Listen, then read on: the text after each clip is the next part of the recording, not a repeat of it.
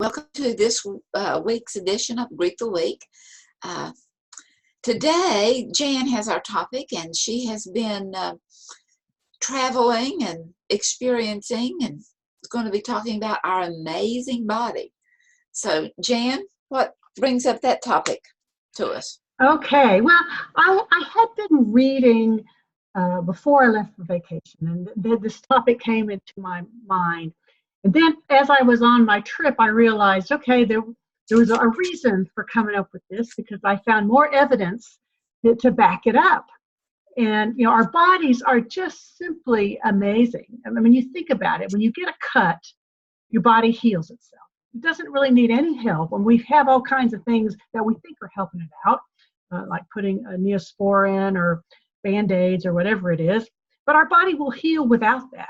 You know, if we break a bone, even though it may not get put back together exactly where it broke, your body does heal that broken bone in one way or another. If you smoke cigarettes, this is one thing that just boggled my mind when I first learned about it. You know, you smoke cigarettes for years and years, and all of a sudden you quit. I think it's 7 years later, your lungs are clear again. And it's just amazing. How does your body know how to do that? How to fix it back up? And, you know, and then even more amazing to me is, you know, if your arteries start closing up, your body, you know, sometimes, not all the time, can build its own bypass around it. And just to think about, you know, what our body knows and how it knows to start correcting itself and to do things. And no matter how much we abuse our bodies, like with smoking and eating a lot of fat and stuff, it's trying real hard to heal itself and to make everything better again. And then while on the trip, we went to, you know, one of our stops was at Mount St. Helens. And that volcano erupted in 1980. It was the big eruption. I think then it erupted again a few years later. But just to see all the devastation in a matter of 10 minutes from when the volcano erupted to how it just knocked down all the trees in its path, and there were mudslides that, you know, sent all this debris down the mountain and into the valleys. Yet within days after the eruption, plants started sprouting out amongst all of the devastation. You know, animals that were buried, you know, little gophers and other little animals burrowed their way back out to the sunlight and found their way out. And you just think, wow, how does that happen? And the forest started regrowing. And so Mount Helens erupted 39 years ago. And while, you know, it knocked down a lot of Douglas fir, which are pretty tall trees, they're not big and tall anymore, but they're coming back.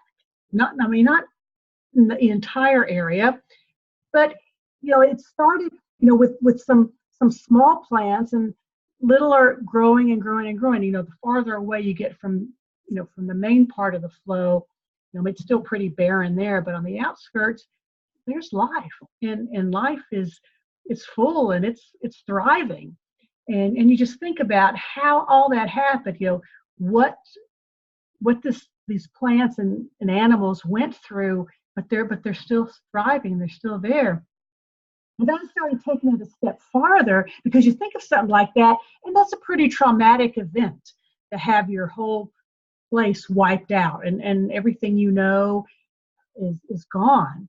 But then, and I think as humans, you know, our brains have been so beneficial for us. We've learned to do so many things with it, and we've learned to make such comfortable lives for ourselves. But sometimes we kind of hurt ourselves too. And, you know, we look at all the devastation that happens, and how are we processing that devastation? Oh my God, what am I going to do? There's nothing, you know, my house is all ruined. I can't go back. I got to start from scratch. And we start, you know, feeling anxious and sad, and how, you know, why me, and how did this happen to me? And then our path may be a whole lot different from those animals that said, I've got to survive. and I can't think about how it's all my stuff is gone. I'm thinking about, let's get out of here, let's make the best of what I have and keep going. And And so that's kind of where I'm coming from today as we get started here. So the animals think, they rationalize. Well, I don't know if they rationalize or not, but they have their instinct They that do. They do. they need to survive. And from that instinct to survive, it start where it is and keep going. Right. Right. And of course, the plants, they definitely don't think. We might be able to debate about the animals, whether they have any way of rationalizing things.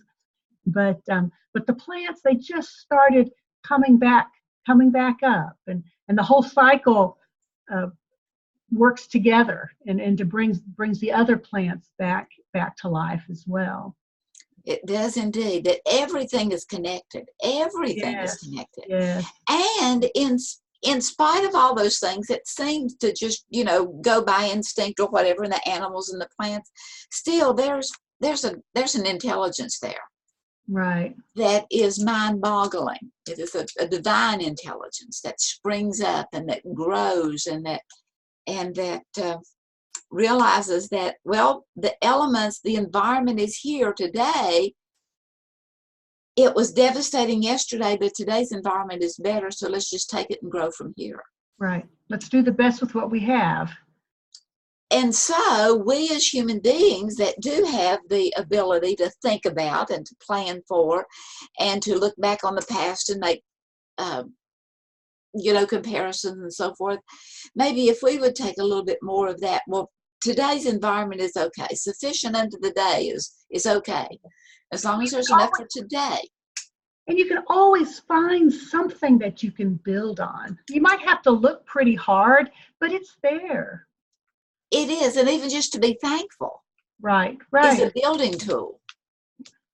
Yeah.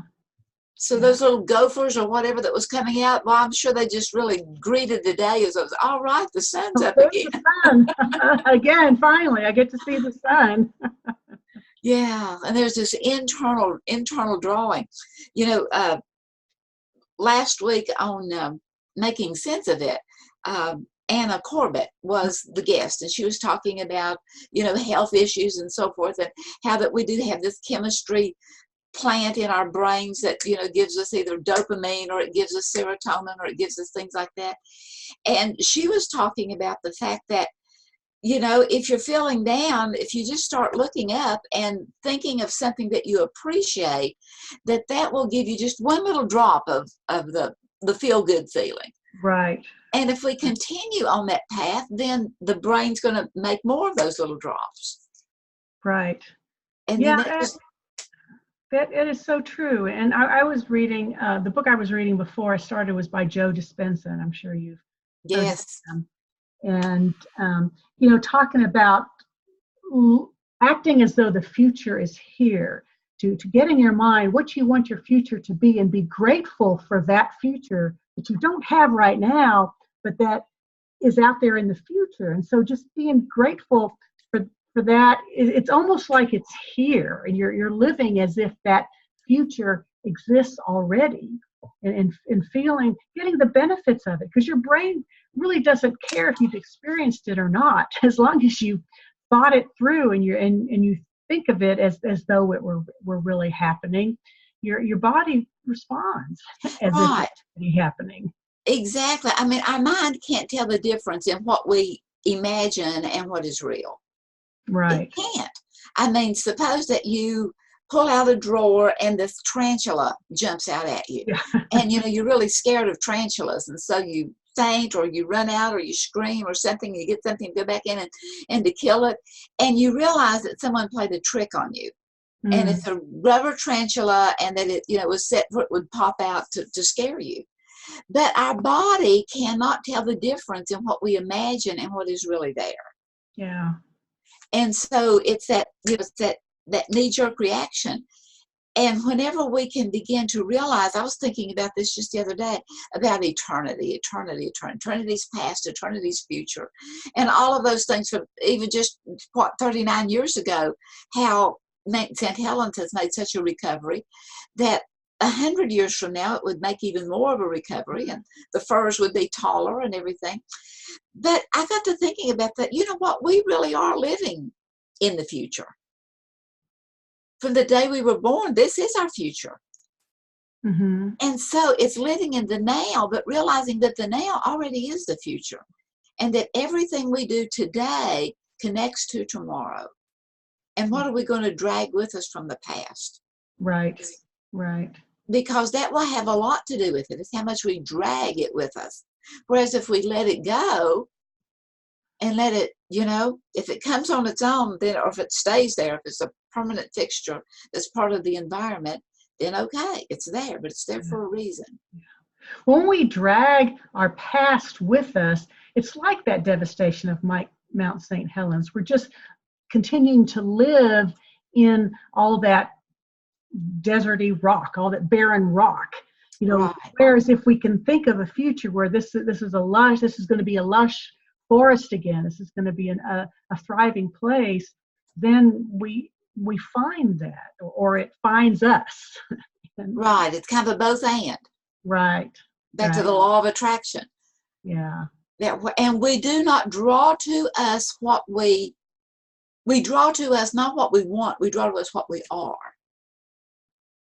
And as we can be content in that less than perfect situation, then that gives us the building blocks mentally, physically, emotionally, connecting wise, spiritually, everything, to be okay with what happens tomorrow. Yeah. Or what happens the rest of the time. Yeah. Yeah. But it's really so easy to get caught up with the stuff that isn't going well. And one of the things that Dr. Dispenza talks about is, it starts off with the feeling, and then you have the thoughts that go. We have the thoughts. He starts off with the thoughts, and the thoughts present the feelings, and then eventually the feelings just keep coming back, and then we go back to those thoughts, and so we're in that cycle that we can't get out of, and so to try to say that I don't, I know where that feeling's coming from, but that's not me. That's not the person I want to be. That's not how I want to live my life. And so I'm not going to allow this feeling to mess up my day. I'm going to focus into the future and say how I want and how I want my life to be, and let me have that life be created. Right. Because we have that ability to create. Mm-hmm. And to recreate and to adjust to. And what is it? He says, what wires together, fires together? Correct. Or what fires together, wires together. So if we're firing those negative, pity party, poor little me, neurons, they are wiring together, and that becomes our whole energy system, our whole demeanor. Whereas if we begin to look at this is the way it is, and that it doesn't have to stay that way. No, it doesn't. It doesn't. That's the thing that you have to understand and to believe, because it may seem like it, and it seems like an insurmountable, what you're going to have to go through to get where you want to be. But it doesn't have to be that way. Yes, it's going to take time. It's going to take effort. But it can change. It can, and you begin to put in a plan. Well, if I did this and did this and did this and did this, then maybe that would happen. And it's a maybe, yes. But that begins to give you the energy to do it, rather than to sitting there automatically proclaiming that it will not happen. Right.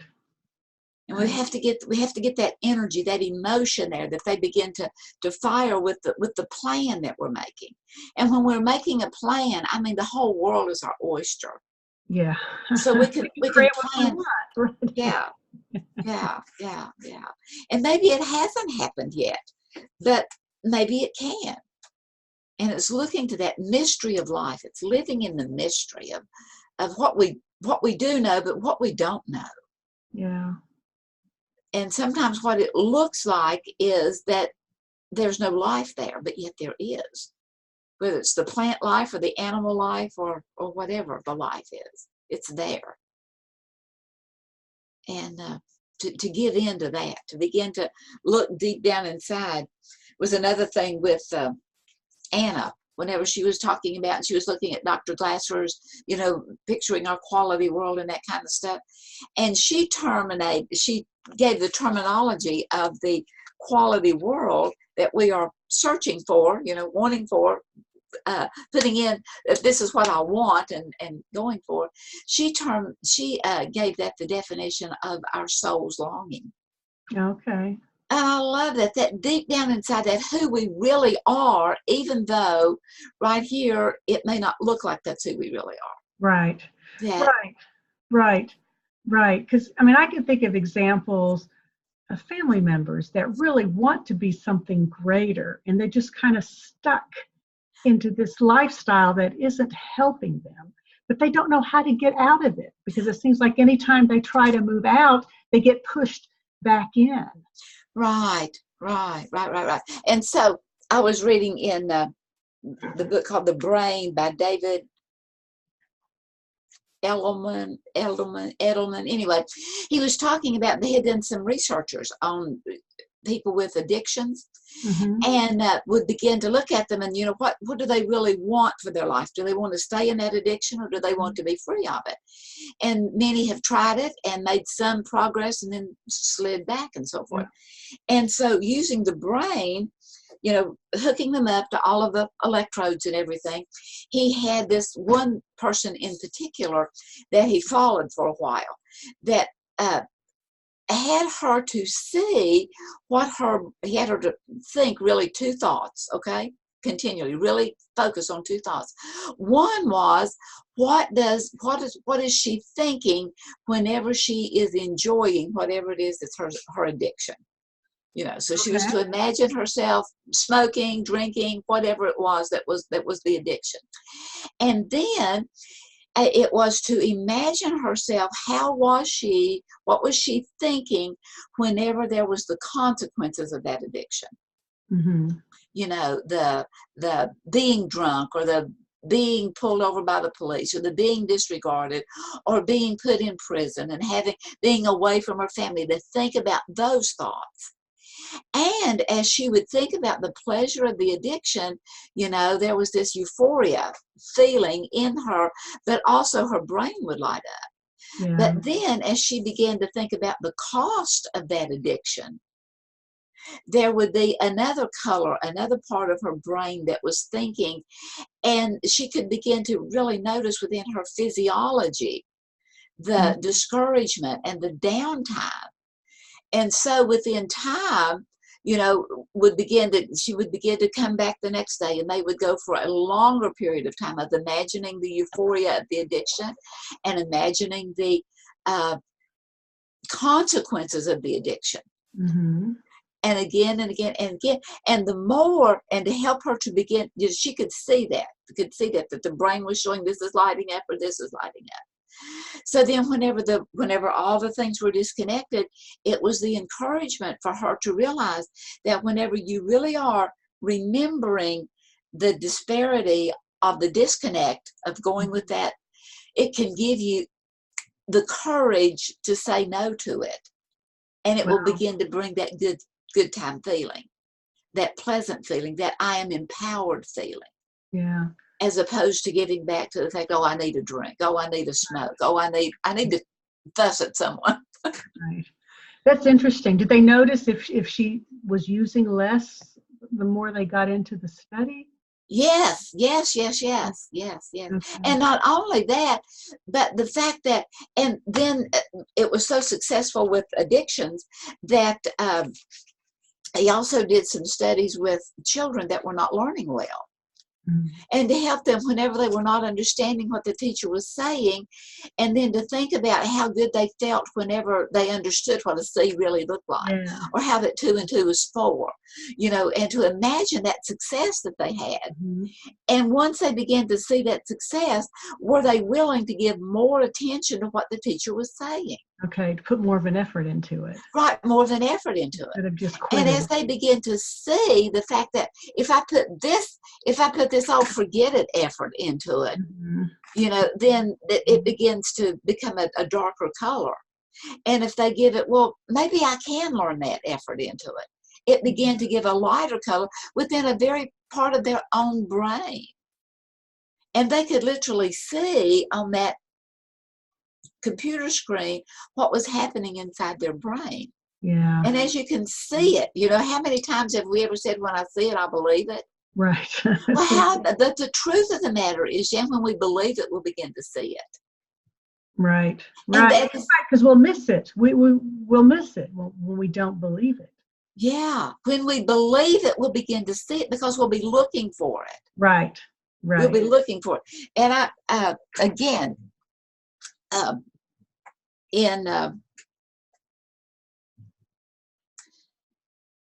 don't know if he's a partner of Joe Dispenza or not, but I know he is with Bruce. Yeah, thank you. Okay. But it's let me get his name. I don't want to miscredit it. It's Greg Braden. Greg Braden, and talks about. Anyway, yeah. So I'm just going to look at this and see what page it's on. I know I can find it here fairly quickly. And it is from The Lost Code of the Apostle Thomas, back in the Dead Sea Scrolls and back all kinds of things of what was said. And it's one of those things that is inside out and upside down. And it says, never let the seeker stop seeking. Just keep on seeking.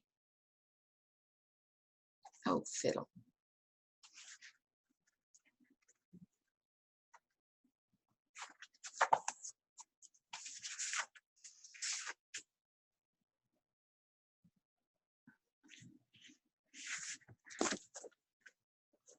Say something, Jan.